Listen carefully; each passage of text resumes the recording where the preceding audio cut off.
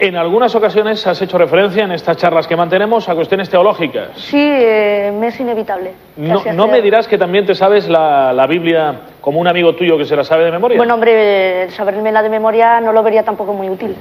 No, porque mientras la pueda leer y entender, no me la sé de memoria. Ya, pero es cierto que hay un amigo tuyo. Bueno, yo conozco a mucha gente que se sabe la Biblia de memoria exactamente, ya no lo sé. Pero por lo menos que te puede dar citas, primera de Corintios 3, 4 y te lo dice perfectamente. Sí, conozco a bastante gente.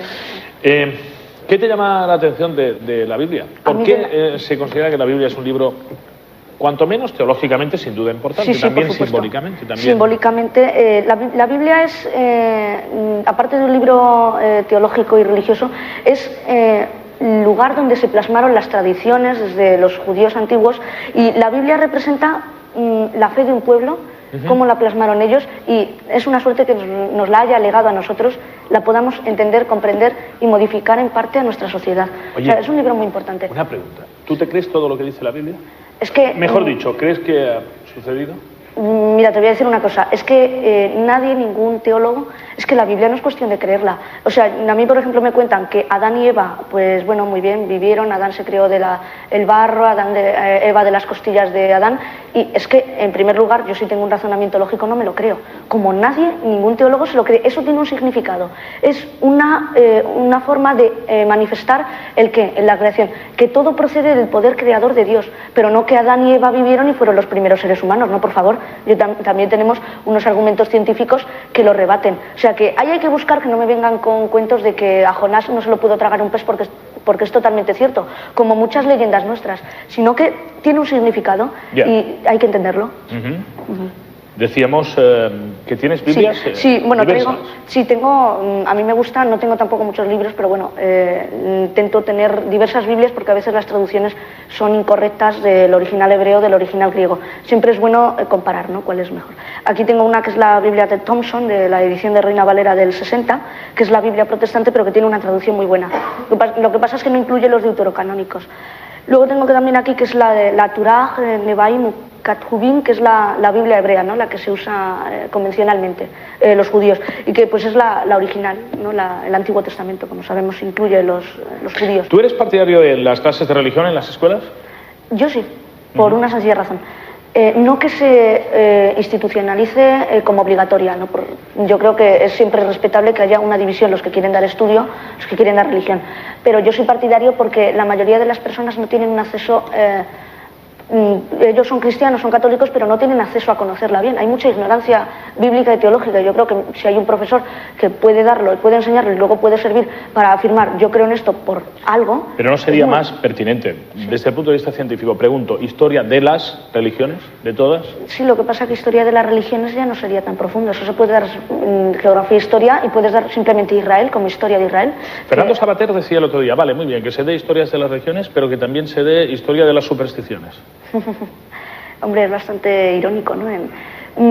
Yo no estoy del todo de acuerdo, ¿no?, porque es cosas totalmente distintas. Mezclar la religión con la superstición, que son cosas científicamente no son exactas, no lo pongo en duda, pero no tiene nada que ver una superstición con una enseñanza moral que representa la religión. La religión es el alimento espiritual del hombre. El hombre sabe que va a morir, y eso es horrible, ¿no?, saber que vas a morir. Tienes que atenerte a algo, en este caso la religión. Y yo ya no pongo en duda la existencia o no existencia de Dios. Yo ya me dedico, para mí, a ver cuál es el significado que tiene el hombre para Dios y Dios para el hombre. O sea, la coexistencia, no ya que exista Dios o no exista, porque eso es una pregunta que nunca se va a poder responder. Entonces, si no damos un paso adelante, vamos a estar siempre estancados.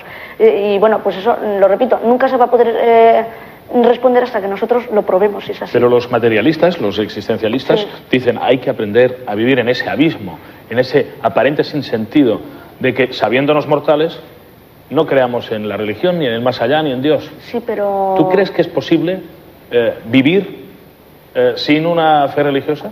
Yo, para mí, no. No lo creo posible por varias razones. Como decía, es un alimento espiritual, es una fuente de escape. Y la mente humana necesita creer en algo, es como la duda metódica. Yo siempre me estoy preguntando la duda metódica, ¿no? Porque este vaso a lo mejor yo creo que es blanco y no es blanco, pero es que si no nos atenemos a algo nos volvemos locos. El ser humano no está preparado, porque no está preparado. Sería tanta afluencia de conocimientos que sería una dilatación en las neuronas, que no podría, ya no se podría asimilar tanta información. Es como un ordenador, ¿no? Si tú les empiezas a meter datos, el ordenador terminará por erronear, ¿no? Pero buscarle sentido a las cosas, sí, no, por supuesto, es una cuestión antropológica. Es decir, el hombre tiene que buscar sentido a las cosas. Exacto, pero la naturaleza no habla de sentido, sino de procesos. Ahí están las plantas creciendo, sí, los ríos fluyendo. Pues es un porque sí natural, ¿no? ¿Por qué nos tiene que aturdir tanto? Pues es que el ser humano, es la propia constitución del ser humano. El ser humano necesita que le aturda algo. El ser humano no puede estar quieto, no puede estar pero quiero decir, pasivo. ¿por qué nos aturde tanto que no haya vivir sin la idea de Dios? Pues por lo que te decía, porque necesitamos tener algún elemento de alimento moral que nos responda a muchas dudas que como nosotros mismos no podemos responder, pues buscamos algo que a lo mejor lo pueda responder por nosotros. ¿Y la ética no es suficiente? La ética no es suficiente, porque, bueno, además la filosofía, la parte de la ética es el análisis de ese mismo conocimiento, aplicarlo a una moral. Pero hace 30.000 años no existía ninguna religión. Claro, pero para eso está la evolución, ¿no? Pero bueno, hace 30.000 años, perdona, se empezó no sé si hace exactamente 30.000 años, pero se empezaron a enterrar a los muertos desde época muy temprana, sí, a adorar a Venus, y siempre el hombre ha creído en algo, las fuerzas de la naturaleza. Los sabios lo llamaban el poder supremo, y no le decían Dios, nosotros lo llamamos Dios, lo llamamos así, pero tiene que haber un poder supremo. No puede haber... ¿Y no cabe una religión, Carlos, que sea, en lugar de amar a un intercesor entre nosotros y lo absoluto, una religión que diga que nos apreciemos profundamente los seres vivos entre nosotros, en lugar de otorgarlo a alguien superior? La religión católica también. No, naturalmente, pero no en nombre de un ser superior, sino del respeto a lo humano. Sí, lo que pasa es que ya estaríamos remitiéndonos solo al hombre, ¿no? O sea, nos tendríamos solo en cuenta nosotros, pero lo que te decía, muchas dudas... Perdona, te corto mucho, ¿no? No te preocupes. No sé. Pero no es suficiente el hombre y la mujer para creer que vale la pena tener un perfil ético y hacer el bien, porque sí, sin esperar una recompensa espiritual esotérica. Sí, pero es que eso moralmente para el hombre es inviable, porque el hombre necesita algo a lo que agarrarse. O sea, no, muy bien podemos estar en comunidad, ¿no? Todos comunicados, todos unidos, pero ya no tenemos algo que nos esté respondiendo. Por ejemplo, si yo a ti te estoy haciendo daño, ¿por qué te estoy haciendo daño? ¿O por qué no te estoy haciendo daño, no? Sin embargo, si yo estoy haciendo el bien, pues yo digo, ¿por qué estoy yo haciendo ese bien? Es que me ha tenido que impulsar algo. Porque te produce placer. Bueno, no solo porque me produzca placer, no me tiene por qué producir placer hacer el bien. Tiene que haber una fuerza superior que me haya incitado a hacer ese bien, en ese acto. Muy bien, estamos hablando de la libertad que nos ha otorgado Dios, de caminos, ¿no? O sea, yo puedo hacer el mal si yo quiero, puedo hacer el bien si yo quiero, ¿no? Pero en ese sentido... Pero un tío tan cartesiano como tú, tan frío, tan documentado, tan analista, y dices, tiene que haber alguien superior. Claro, pero ya estoy especulando, ¿no? Como muy bien habrás notado, pero es que en ese sentido fíjate, pero es que en ese sentido ya estoy mostrando la debilidad humana para responder a ciertas cosas que no lo podemos responder, y es así, y yo mismo me he agarrado a creer que existe algo superior, pero como tú otro puede decir que no, y muy bien, le respeto. Yo estoy exponiendo mi argumento de por qué, porque yo ahora mismo tiene que haber. ¿Por qué se ha hecho esto? Y no lo voy a poder responder ni lo sé responder. Y a lo mejor hace 100 años no sabían responder cosas que ahora sí y las atribuían a un ser superior. Pero eso siempre pasará. Entonces, hasta ese entonces, yo creo, hasta ese entonces, que será un entonces infinito, creo que tenemos que atenerlos. Pero ya es más por cuestión de humildad. Es que el hombre, si él mismo se atribuye los dones, se puede decir, de haber conseguido todo lo que ha hecho, ya sería falta de humildad. Falta de humildad porque, por ejemplo, una rana no ha tenido la misma suerte de poder ahora mismo tener la capacidad claro que no. De pensar. Y además, no solo eso, sino entre los hombres, los temperamentos son una lotería. Sí, no, y además que es una suerte que no todos seamos iguales, que eso es otra bendición, ¿no? Porque una rana, todas son iguales, las especies son iguales. Sin embargo, en el ser humano todos físicamente tenemos las mismas características, ¿no? Pero somos diferentes. Somos diferentes, tenemos un criterio diferente, y bueno, pues esa es la gran riqueza que se nos ha dado.